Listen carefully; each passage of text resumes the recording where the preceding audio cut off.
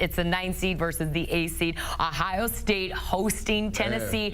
It's the 9th and 8th seed. These teams are very evenly matched. But what kind of game are you expecting, Leger? Well, I bet if I'm Ryan Day in Ohio State, I probably wish I was on the road this game, because if this game starts slow, the boo birds are going to come out, especially after losing, to Dame's point, the game a couple weeks ago versus Michigan. So I'm looking forward to seeing how Ryan Day and this team actually bounces back at home versus Tennessee.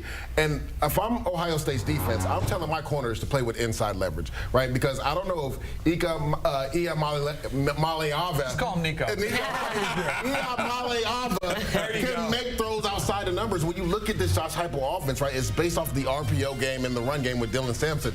A lot of those explosive plays that he had a few weeks ago versus Vanderbilt were on in-breaking routes, right? Nico can kill you in the middle of the field. I haven't seen him consistently be able to throw outside the numbers. So if you're Ohio State, tell your corners to play with inside leverage to make Nico beat you outside the numbers. We know Ohio State plays really good against the run. They're going to try to feature Dylan Sampson, but if they take him away and put it on Nico, make him throw the ball outside the numbers. I think Jim Knowles, the defense coordinator for Ohio State, absolutely is going to do what we were talking about. Daring Nico to beat you. He still played like a first-year starter. Again, massive expectations Jordan had to live up to. And he hasn't been the same on the road. But you asked about the environment. I think it is going to be stressful. There is all this conversation about Ryan Day. Damien wants to fire him already. Yes, I do.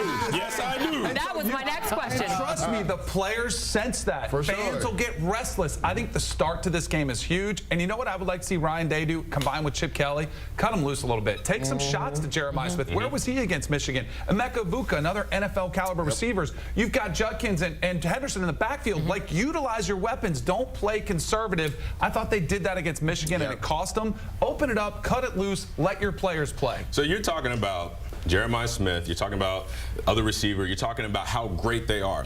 I'm tired of talking about how good these receivers are because they don't have a quarterback that can get them the ball. We're talking about Ryan Day. We're talking about the pressure on this Ohio State team. Let's put some pressure on Will Howard, because what has he done all year to talk this talk that he does, to walk the walk the way that he does? He does not deliver. And when the lights are the brightest, turn on the Michigan game. He was 19 for 33, 172 yards, 1 touchdown, 2 interceptions. When the lights are the brightest, Will Howard crawls into his shell and he does not deliver. When I see him in the bright lights, you know what I see? Bad decision making, an inept amount of arm talent, and just turnovers. He turns the football over. He does not put this team in a position to win. So to Danny's point, we can talk about these receivers and how great they are until we're blue in the face. But again, they can't show up if they don't have somebody to get them the ball. Will Howard has not proven that all year. What better opportunity than a playoff game after losing to Michigan at home to finally solidify yourself as a guy that can compete and play at a high level when the lights are the brightest. The winner of this game, you guys, will go on to take on Oregon in the Rose Bowl.